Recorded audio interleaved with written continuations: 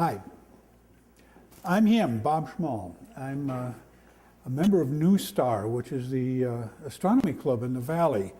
It's based in Appleton, but we've got people from all over the Valley who are members of that. I'm also what NASA calls a solar system ambassador. That is a group of volunteers. There are, 500 of us or so around the country who do this kind of thing. Talk about space, talk about NASA's missions, talk about a lot of different things. We always try to sneak in a little something about NASA. We're not paid. We are strictly volunteers. I have a short sleeve shirt that has a NASA patch on it. I had to buy that myself. Every now and then they do send me some materials. Usually they're 3-4 years old, trying to get the warehouse cleared out. But beyond that, we have something really cool. We occasionally have, fairly often in fact, have meetings, teleconferences with the project scientists. For example, there is one coming up that has to do, I think it's tomorrow, that has to do with the Mars missions, an update on what's been going on with all the Mars missions with the project scientists. So you get to ask some really good questions there. The program tonight is about fire and ice, comets, okay? Now, I had to change this at the last minute. I was going to call it fire and ISON, but ISON seems to have disappeared, the new comet. So I'm going to be talking about it briefly, but mostly I'm going to be talking about comets in general. If you have any questions, I'd like you to help me out. I need help on this. I'm very, very hard of hearing, even with my hearing aids. A lot of different reasons for that. I have trouble with women's voices and children's voices. So if the adults can help me out by yelling real loud, repeating the question or whatever, that'll help me off an awful lot. Thank you. So let's talk about comets. What you see in this image is a spectacular shot of Comet McNaught, which was taken a couple of years ago, and I believe in Australia, but I'm not positive of that. It was taken by Stefan Guissard. He deserves the credit for it. It's a gorgeous image. And it shows you exactly what a comet can look like if you get the right comet, of course. McNaught was discovered a few years ago by an Australian, and since the discoverer gets his name or her name on the comet, that's why it's called McNaught.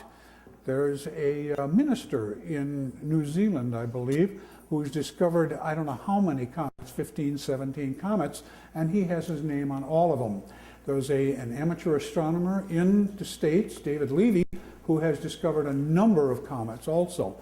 So go out some night and find a comet that nobody else has ever seen, and you'll get your name on it forever. Forever. Every time it comes back, if it comes back, it'll be calling it after you. So let's talk about what happens. Comets themselves over the years have been called menaces. They've been called a lot of different things. But generally societies have believed that comets are foreboders, are harbingers of doom or evil.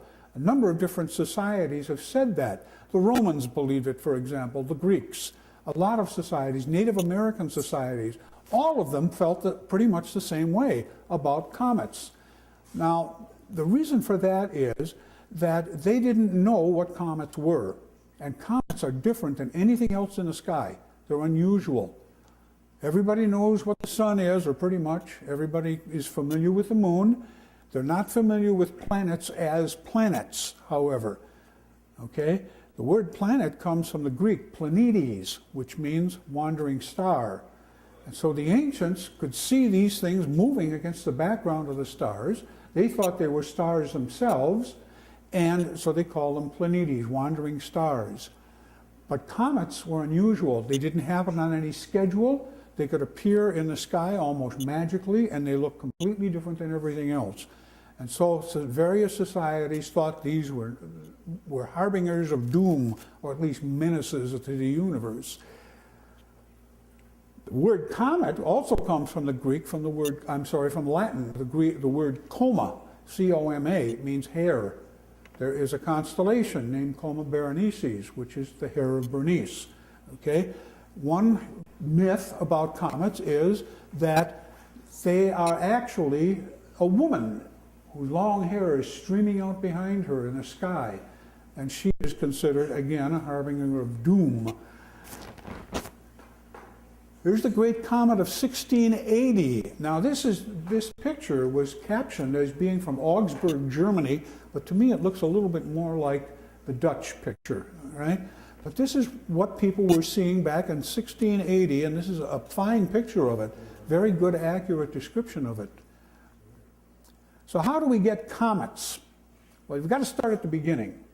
Okay, now some of you know a lot about this already, but let's ride along with it and see if we can understand what goes on. In the upper left-hand side of the picture, you see this giant cloud of gas and dust that is trillions and trillions of miles across.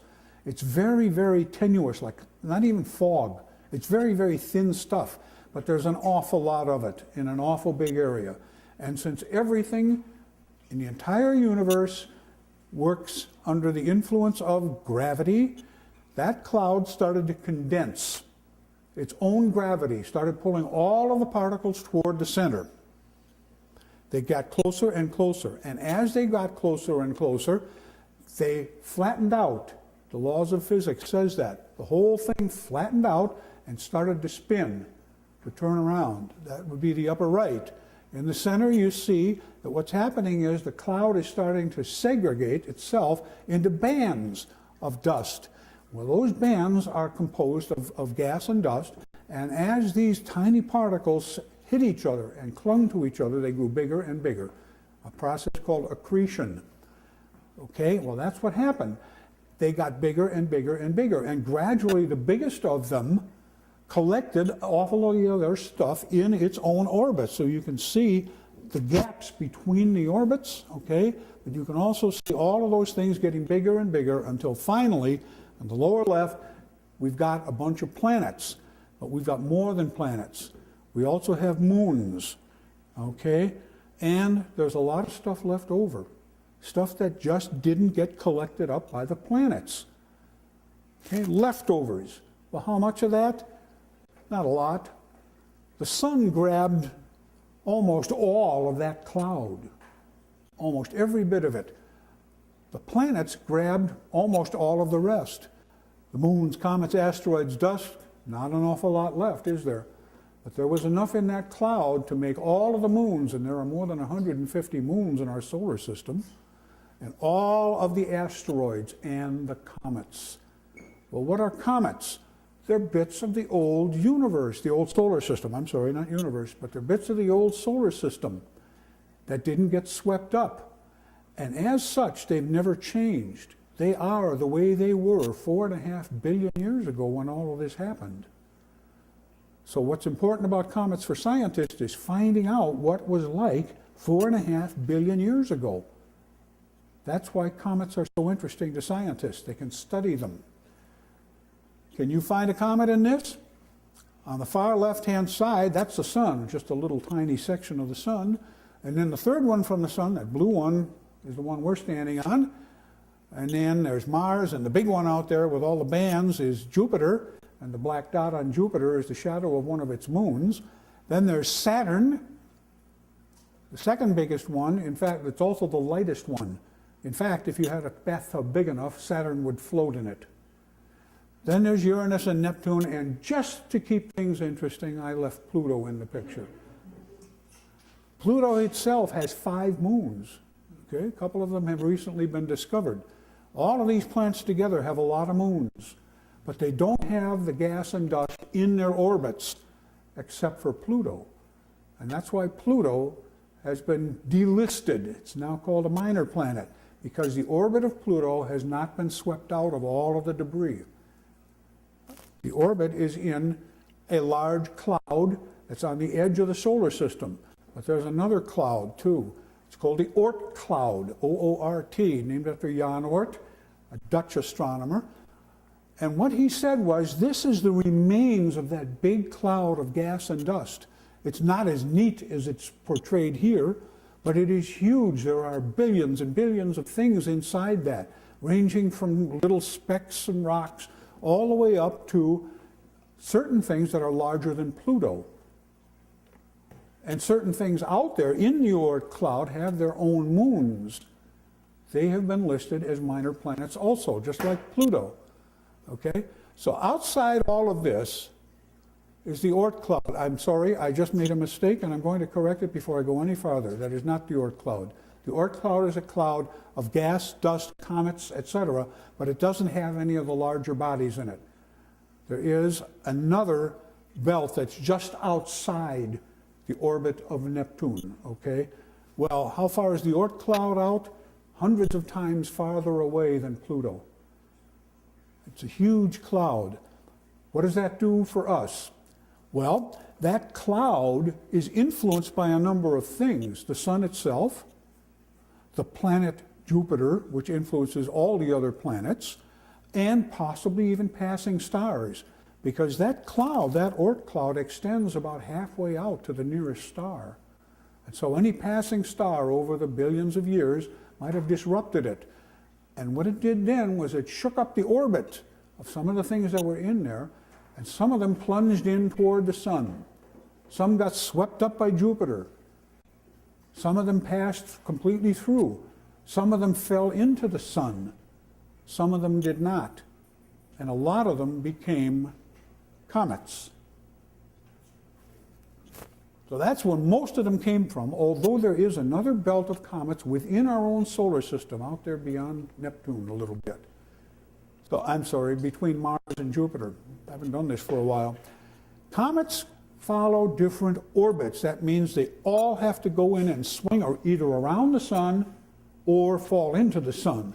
And you can see some of them. Comet Halley up here, the one in the upper left, swings out past the orbit of Neptune. And then every 75 plus years, it swings back in again around the sun. The last time it did this was 1985. And it'll do it again in 2061. Okay, that's 47 years from now, and you will be able to see that. I'm going to be 119 years old, and I'm planning to be there too. Okay? But you can also see another comet in there called Hyakutake. Thank you. Hyakutake, the one that comes in from the lower left, has a period, it's called, the time it takes to make one complete orbit, of 17,000 years. And it just appeared about 20 years ago, so it's going to be a wait for that. I don't think any of us are going to see it. So the orbits are different. The third one, the one that you can see that's almost a circle, is Comet Tempel, Tempel 1, and that is right here. That's the one that has a period of 5.5 years. Every 5.5 years, it makes one complete swing around the sun. I'm going to be talking about Tempel 1 in just a couple of minutes. Do you have any questions now? Okay, if you don't, I'll keep going. This is what a comet looks like. On the left, the bright part of it is what's called the nucleus. That's the center of the comet. It is a small, comparatively, body of rock and dust and ice and gas and things like that, all held together very weakly by gravity.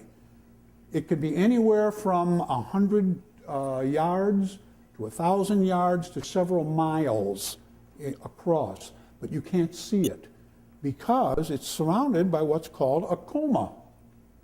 Hair, right? This is the gas and dust that's flowing off the head of the comet itself and out into space, and it surrounds the nucleus of the comet and hides it. And the only reason you can see all of this stuff is that it reflects the light of the sun. Okay? And what happens to a comet as it goes along, as it approaches the sun, is it gets warmer and warmer. Way out there in space, it's almost absolute zero. I mean, it is extremely cold. But as it comes in toward the sun, even though it's still extremely cold, it's warmer than it was, and some of the dust that's on the head of the comet, on the nucleus, and a lot of the gas that's trapped inside is driven off by the heat of the sun. Now, is there any air in space? Say yes or no. Go ahead. Let's say no. No, there is no air in space, okay? So what you're seeing here, these long, beautiful tails of the comet, aren't caused by wind, at least not the kind of wind that we know about. But there is a different kind of wind in space, a solar wind. The sun itself gives off heat and light and particles, tiny particles called ions. And when the comet comes in toward the sun, it runs into all of this. And that large coma around the nucleus is driven back, swept back away from the sun. And comets can have two different kinds of tails. The one on the top is a dust tail. That's composed of particles of matter. The one on the bottom is called an ion trail, and it's because it's named after a car that General Motors used to make, right? Now, ions are little tiny atoms that have lost an electron. Okay, so they can have two different kinds of tails. And the cool thing about this nucleus is that because it's swept away by the pressure from the sun, as the comet goes around the sun, the tail swings around, always pointing away from the sun. What this means is that once it goes around the sun and it's going out back into space again, the tail is going first. Okay? That's what a comet is doing out there in space. So it's getting heated up, it's giving off gas and dust, which is being swept out behind it into this beautiful tail. Some comets don't seem to have much of a tail. There was one 7 years ago that didn't seem to have any tail at all. I looked at it with binoculars a number of times and you couldn't find a tail. You know why? It was coming almost straight at us. The tail was out behind it and we couldn't see it. Okay, it missed us. All right? So that's what a comet looks like out there in space. Here's what it looks like up close. This is a comet named after a man they called Hartley. And you can see that it looks like a barbell, huh? But think about what might have made this. You can see the gas and the dust coming off. That's being heated up, the little pockets of it. Well, doesn't it look like a barbell? It's thinner in the middle. Well, what's happened here is exactly what I was talking about in the beginning. Two objects smacked into each other and stuck together and made this kind of a barbell effect. So that's what Comet Hartley looks like. And if you could see most comets, they would look a lot like this. Here's what we know about comets. They may have brought all or most of our water to Earth because comets have an awful lot of ice in them.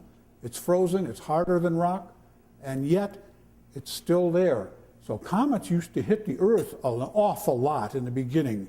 All of those chunks of stuff that were flying around in the beginning hit the Earth, and a lot of them brought the water with them. They may have brought organics. These are things that life needs to form, carbon compounds, okay? They may have brought those along, and in fact, they almost certainly did. And I'll talk a little bit more about that later on. And they've impacted the Earth. They've hit the Earth a lot. Now, that happened in Russia. A comet exploded over Russia last year, Tom, I believe? February of this year, wasn't it? Okay. An asteroid, yeah. Yeah, okay, an asteroid or a chunk from space hit the atmosphere, a very large chunk, and exploded in the atmosphere, and people were injured. There was a huge sonic boom. Windows were shattered, buildings were damaged, and people were injured by that. That was over Russia. And a little over 100 years ago, in 1906, a comet hit again over Russia, way off on the eastern end of Russia, and exploded in the air.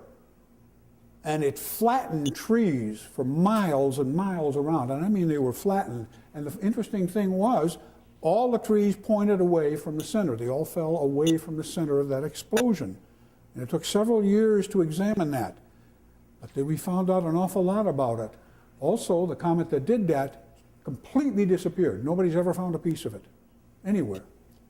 So that's what we know about comets. Possibly, last thing, just to throw it in, possibly the dinosaurs were eliminated very quickly when a large asteroid or comet hit right there, right in that area, okay? And that huge, enormous explosion spread gas and dust around the Earth, covering the entire Earth for months and months and months, maybe even years, okay? And it blocked out the light from the sun. And it killed plants, the very stuff on which all of these dinosaurs lived. So that may be due to a visitor from space.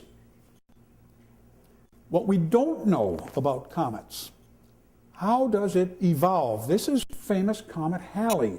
Now, it looks a lot like the other one, doesn't it? It's giving off all the gas and dust, and it looks like it might be a couple of pieces or more that are stuck together out in space. How does a comet evolve? What happens to it as it goes around and around the sun? The comet Ison, the one that we were expecting to be a terrific comet, was not. And the reason was, apparently, it is a young comet. It's the first time it's ever been around the sun. And so it behaved differently than we had expected. Okay? Does all of the gases eventually over time get driven off? Well, Comet Halley has been seen since 240 BC, reported by the Chinese, and it still gives off gases and dust. So we don't know yet. We don't know what happens to comets as they get older. Does the outer layer seal in all the gases? Don't know yet. It's another thing we need to find out. More stuff. What is it composed of? What's involved in the center of that? Is it a big rock? Is it a bunch of rocks? Is it some rocks and a lot of air, a lot of empty space? I'm sorry, not air, but a lot of empty space. How is the inside different from the outside? I'll tell you a little bit about that in a moment. See that one with all of those big craters on it? That's the result of being hit by a lot of things when it was formed. But that piece of rock right there, which is a couple miles across, is 4.5 billion years old, and it's composed of just the same stuff exactly as it was at that time. Comet Borrelli, another one. Looks like a diseased potato, doesn't it? Okay, but you can get an idea of what it might be like. Looks like several different things stuck together. Comet Tempel 1, I'm going to talk further about this particular comet. That's a big chunk of rock, a couple of miles across, or at least we thought it was a big chunk of rock. So NASA thought, well, let's go there and take a look at it. So, on July 4th of 2005, NASA says, by the way, that that was just a coincidence. Don't believe that for a minute. July 4th of 2005, a mothership, the big thing on the right, carried a smaller impactor, they called it, the little thing on the left, and dropped it into the path of the comet. The idea was to have the two smash together and see what happens. And there were several theories about what might happen. I won't go into all of them, but here's what the impactor looked like, along with one of the project scientists. You can see he's leaning over it. What does that look like to you? What does that look like to you? Anybody? Copper. 200 kilograms, 440 pounds of copper. Now, why would we drop copper specifically, pure copper, into the path of a comet? Because there's no copper on a comet. And so any copper that we detect after the explosion came from the impactor, not from the comet. Okay? So this thing was dropped right in the path of the comet. This was a tremendous achievement, by the way. 272 million miles of flight to drop this 800-pound thing with a 220-pound impactor right in front of Comet Tempel 1. This was the idea. It was supposed to look like that, and it actually worked. 23,000 miles per hour. That's the relative speed of the comet and the impactor, 23,000 miles an hour. So even though that impactor might be small compared to the size of the comet, it had enormous mass, okay, enormous energy associated with it. Here's the impact. You can see it, okay? There's even a shadow from the sun. And it worked beautifully. It hit just what it was supposed to hit. The scientists were thrilled except for one thing. They couldn't tell what happened. The reason is that there was so much stuff, a plume of stuff, blowing off the comet from that impact that we couldn't get pictures of it. And so we didn't know exactly what happened. But one thing we did know, whatever that comet consisted of, on its surface was very, very fine dust. Otherwise, we would never have had that much debris flying off it. Most of that is dust. Can't see anything that's going on. Well, we got lucky. The mothership went on, and that Comet Hartley, I think that image that you saw before of Comet Hartley was taken by the mothership from this Temple 1 mission. The mothership from a Stardust mission, which had flown through the tail of a comet, visited the same comet and took pictures of that crater, just coincidentally on Valentine's Day, right? It did that, and it found out that what happened was that the crater was a deep crater, okay, which meant that the comet itself wasn't very strong, wasn't solid rock, but it was covered with this very fine dust. So the comet had a dusty surface as fine as talcum powder. You know what talcum powder is? Baby powder, okay? It's real fine stuff. So what this led to was the theory that this comet is a loose collection filled with voids. In fact, about half of that comet was just empty space, okay? Less dense than water. There is water ice on the surface. Aha, remember? Comets might deliver that to Earth. The ejecta, all the stuff that was blown off, contained a lot of stuff. Hot water, that's the ice that was melted by the impact. A bunch of things, okay? Organic compounds. Organic compound is a compound that belongs to life. So this is what happened from Temple 1. What we were hoping for was to learn about the new comet Ison. I think that's the way you pronounce it. Okay? It was spotted a long time ago. The images were taken, and the very first time around. So this is a brand new comet. And scientists can figure out the orbit of the comet very, very quickly. So they knew that it was going to come close to the sun. It was very bright. So initially, when it was found, it was thought, wow, this is going to be a spectacular comet because it's bright and it's so far away already. Okay? So, here's the orbit. It comes in from the upper left, swings around the sun, and goes back out into space, according to the initial calculations. Ha! I think you all know what happened. This lovely comet Ison, which these are pictures taken this past fall. One of our club members here took some pictures himself that came out very well. Okay, a number of images that were taken by Mike Hankey. These are used courtesy of him. I have to give him credit for it. Okay, so the last one was taken November 14th, just a month ago. This is a blow-up. You can tell it's really digital. Okay, and that's what the comet looked like. You can see it already has tails. Doesn't it look good? Wow, spectacular, right? Except that there was a problem. Scientists knew that it was going to come very close to the sun, and the heat from the sun might destroy it. Well, that's what happened. This is a picture taken from an orbiting satellite. The sun itself has been blocked out. The sun is this little dot right in the middle, and there's a special disk set into the light path that blocks out the brightest parts. Here is the comet coming in, swinging in just past the sun, and look what happens when it comes out. It's bright, dim, dim, dim, dim, dim, and it finally disappears. Well, what happened? Well, if this comet is just a bunch of loose rocks together, what happened was it got heated up, gravity of the sun, okay, tore it apart, literally, and separated into very small bits, gases and dusts and tiny bits. And these things aren't very spectacular. But you know, even that told us something. We learned from it. We learned that a new comet can have that happen. We knew about the composition of what was in Comet Ison. Okay, there was carbon, sulfur, a number of different compounds that were found, including some carbons that have not yet been identified. Okay?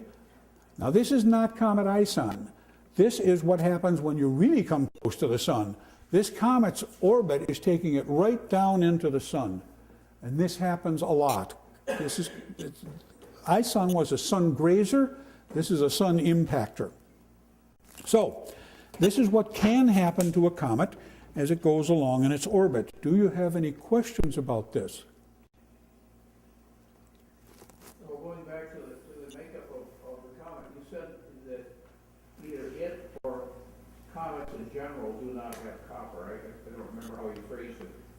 That's correct. But Okay, they found a lot of carbon, a lot of different compounds, including one that contains cyanide. And I can't name all of them because I don't know all of them. Tom, you're the chemist. Do you remember any of the compounds? You're pretty close, yeah. I'm sorry? You're pretty close to what you said. The cyanogen in it, which is, like you said, hydrogen cyanide. Mm-hmm. You know, it's a dirty snowball. So if you take dirt out of the ground, you add ice, ammonia, vinegar, and I forget what else, a couple other things you get. And I think Steve made one here a couple of years ago. They had a demonstration. Anybody come to that? Steve made comets here, everybody. We actually made them with dry ice too, so. well, at any rate, my question was going to be, why no copper? Because it wasn't present in that the particular cloud in enough, okay? It was swept up. Most of the copper was swept up by the planets. Copper has been found in a lot of different places. A lot of it found on Earth, of course. We're familiar with it, okay? These comets were so far out that a lot of the heavier compounds, like copper, were drawn in. They were in closer to the sun. They weren't driven out into space by the solar wind, all right? Mostly what's out far away from the sun is hydrogen, okay, oxygen, lighter compounds, lighter elements, and compounds also. Again, yes, sir. I think this may be drawing you off the thrust of your message, but can I pull on that string a little bit further?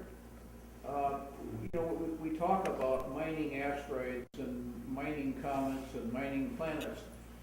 I think what you're suggesting is anything that slips in close to the sun from the outer parts of the solar system is not going to have anything it's not going to have any attractive minerals on it for us to mine.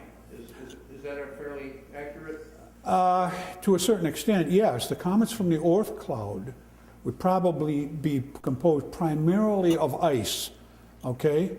Hydrogen and oxygen. However, there is an asteroid belt between Mars and Jupiter, okay, that's closer. The theory about it is that it's either a planet or a moon that never formed, or one that came too close to Jupiter and was ripped apart. That may have valuable stuff in it, okay, including gold. Gold has been discovered in space. Can you imagine bringing in an enormous hunk of gold the size of this building? Depreciation all over the world. Nobody's gold is going to be worth much. Okay, but that's what they mean when they're talking about mining asteroids. By the way, thank you for bringing that up. Comets and asteroids used to be thought of as different things. A comet was, as Tom said, a dirty snowball. An asteroid was a bunch of rock, was a rock, solid. That isn't necessarily the case. There's a very fine line between an asteroid and a comet, apparently. Some comets can be more dense, some of them lighter. Some of the asteroids may be less dense than we thought. So, who knows? This is something that we still have to work on. You know what an asteroid is? It's a big hunk of rock, miles and miles across, out in space. It never became a planet. It was never a moon, but it's big, okay? And there's a lot of it out in space between Mars and Jupiter. And when people talk about one of them hitting the Earth, don't believe it. Don't believe it, okay? Your chances of winning the Wisconsin State Lottery are far greater than of ever being hit by an asteroid. Yes? What determines the orbit of a comet, and why are they different than the orbits of planets? All orbits are ellipses. In other words, they're not perfect circles, okay? The Earth has an average distance from the sun of 93 million miles, but that varies from 91 million to 94 plus million, okay? All orbits must be elliptical, okay? What determines the orbit is its original starting position and its velocity, okay? As it approaches the sun, it increases its velocity, swings around the sun, and then as it moves away from the sun, it loses velocity.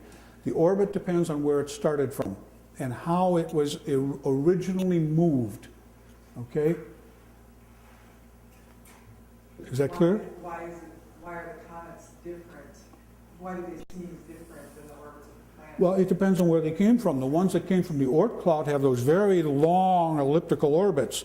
But that one that I was talking about, Temple 1, that just is almost circular. It swings around the sun every 5.5 years. Okay? A lot of them have been trapped in an orbit.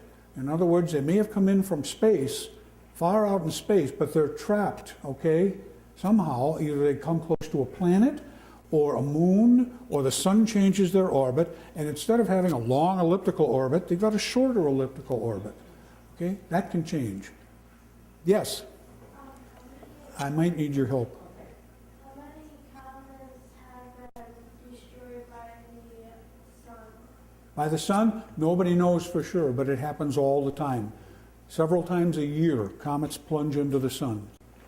Okay? Nobody knows for sure how many, but that's an awful lot of comets over all of those millions and billions of years. Any others? Okay. What can we see when we go out to look for a comet? You cannot see Comet Ison, but there is another comet. In fact, there are, I believe, 3 that are in the sky now. The one I'm talking about primarily is a comet called Lovejoy. It was discovered by an Australian some time ago, and it is visible in the early morning hours, all right? It's a very pretty comet, has a nice long tail, and this is a good sight. By the way, some comets you can see with just your eyes. You don't need anything else. I've been lucky enough to see 3 spectacular comets in my life. Comet West in 1979, and Comets Hale-Bopp in 1994, and Hyakutake in 95. I think I've got that right. They were all spectacular. You just go outside and look at them. They were incredible. Most comets, in fact almost all of them, can be seen with binoculars. Even little binoculars that you have at home. They work very well for that. So go on out in the morning at about 4, when you're not doing anything else. And if it's a clear night, when its temperature gets down to about 6 or so, go on out and take a look. And I'll show you where to look. You can see a comet, kind of like that sometimes, if you're lucky.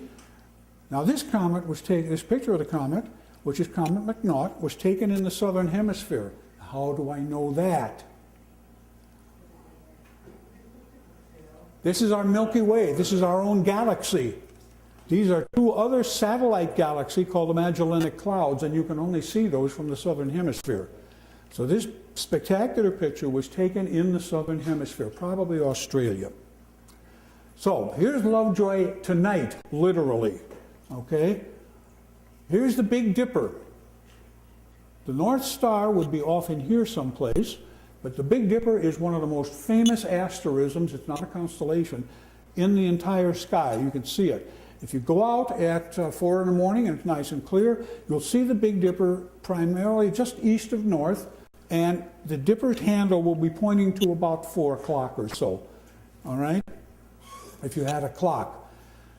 Here's where the comet will be. If you follow the curve of the handle of the Big Dipper, it comes to a star called Arcturus. Follow the arc to Arcturus, all right? This is the constellation of Boötes right here, and the comet is down here. Now, Lovejoy is a naked eye object. You should be able to find it. It'll be the thing that's real fuzzy. It's not hard to find, but you should have a nice clear night, of course, and it helps if you can be outside the city as much as possible. But even if you can't, you may be able to find it. It will be low in the northeast, all right? And here's where you can find it over the next few days. Here's Arcturus again, here's Boötes, okay, and here is where it is now, entering the constellation of Hercules, and here's where it'll be for the rest of the month. Getting lower and lower in the sky. Tom? It's going to be real close tomorrow morning and the next morning or 2 to M13. So don't get mistaken between which is which. And it is getting a little fainter. I think you need binoculars now. And you might have to wait till 4:30 or whatever. Okay. M13 is what's called a globular cluster of stars. That's far, far, far away. It's a big, huge mass of thousands or hundreds of thousands of stars. It looks fuzzy. But the comet will look different. It'll be a little fuzzier and it'll have a tail. M13 does not. Okay, and there's a famous constellation M13 is in the constellation of Hercules, and the comet will be somewhere near that. So you may be able to see both of them at once, if you're lucky. Between 4:30 and 5:30 is Okay, early in the morning. So if you're restless, early in the morning, and get up and have a look at a comet.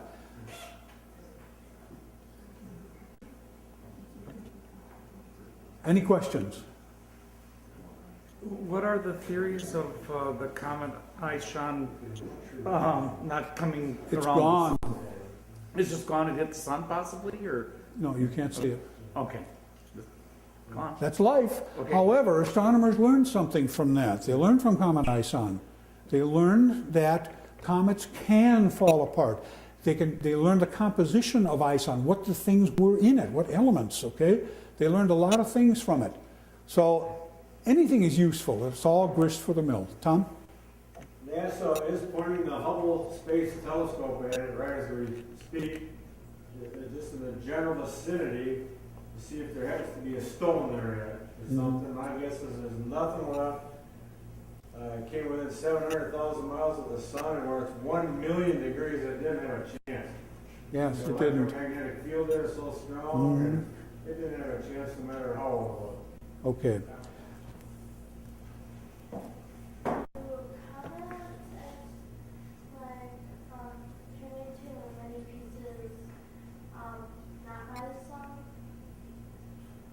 I'm sorry? It's not you, it's my hearing. No, she wants to know if they turn into many pieces. They can.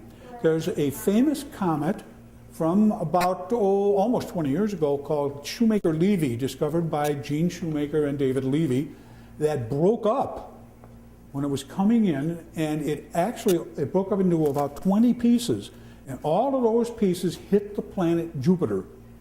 Okay? And I saw what was left of that.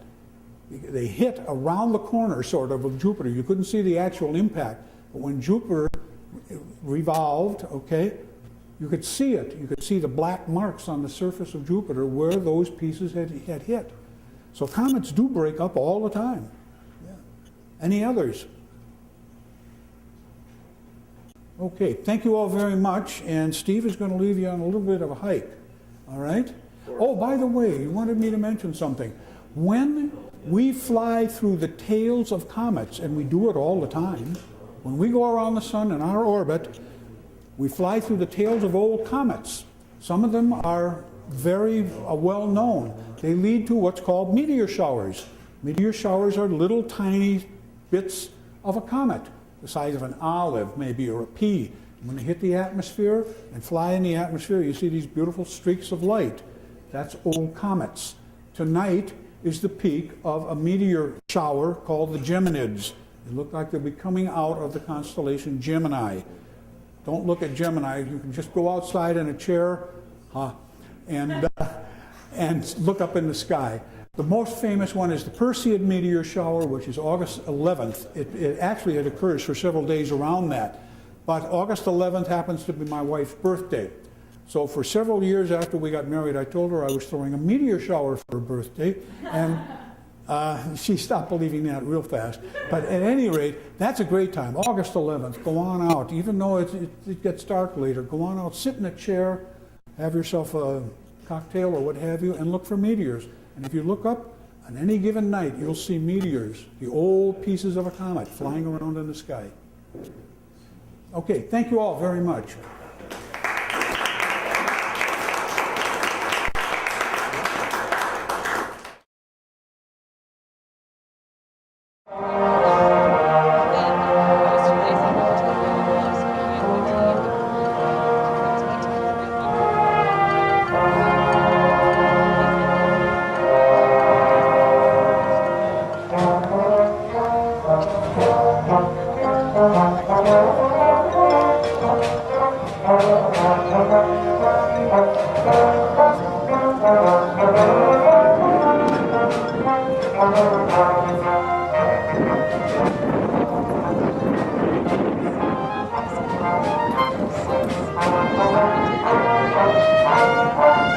Thank you.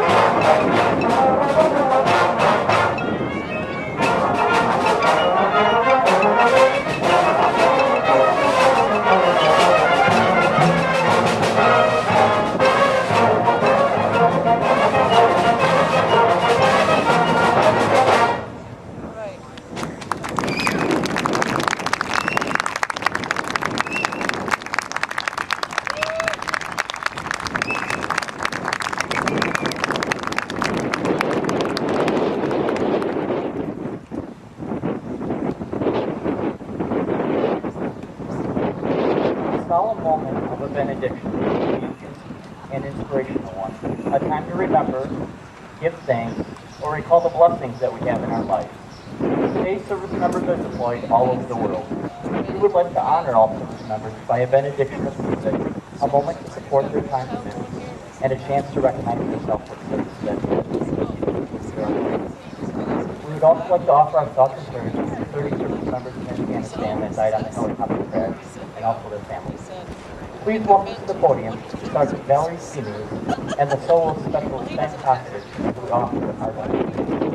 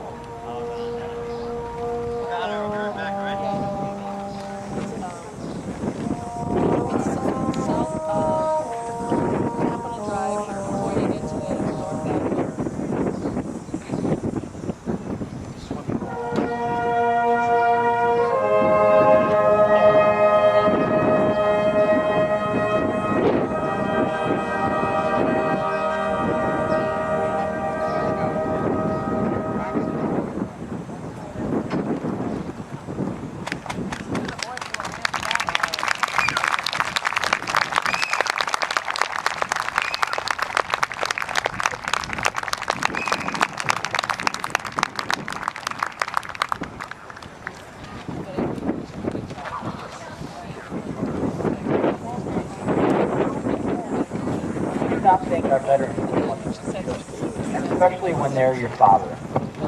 Sergeant Davis, front and center, please.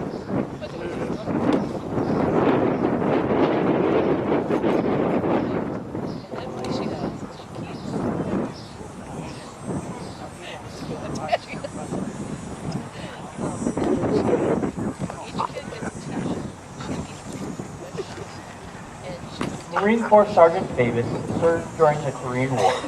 His son, Chief Warrant Officer Davis, would like to take this time to thank his father not just for his service to his country, but to his family. Chief Davis is presenting his dad with the Marine Corps 230-year anniversary coin as thanks for his service to his country, and the Chief Warrant Officer coin as a thanks for being a great role model and a father.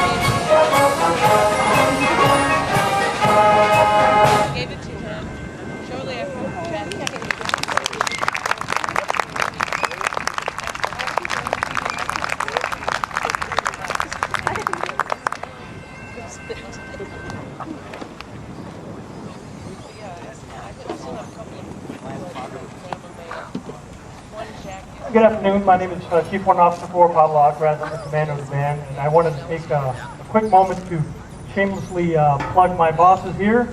General Barry, he's in the background over there.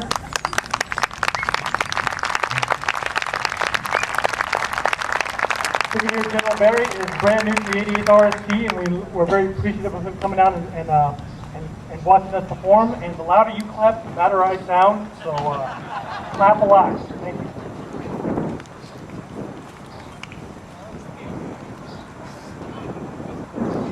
Fantasy on American Sailing Songs was dedicated to the Michigan School Band and Orchestra Association. This robust melody of sailing songs includes Corner and Peacock, Lowlands, What Shall We Do with a Drunken Sailor, and Rio Grande. Each song is clearly stated, then effectively developed with an appealing melodic and harmonic basis.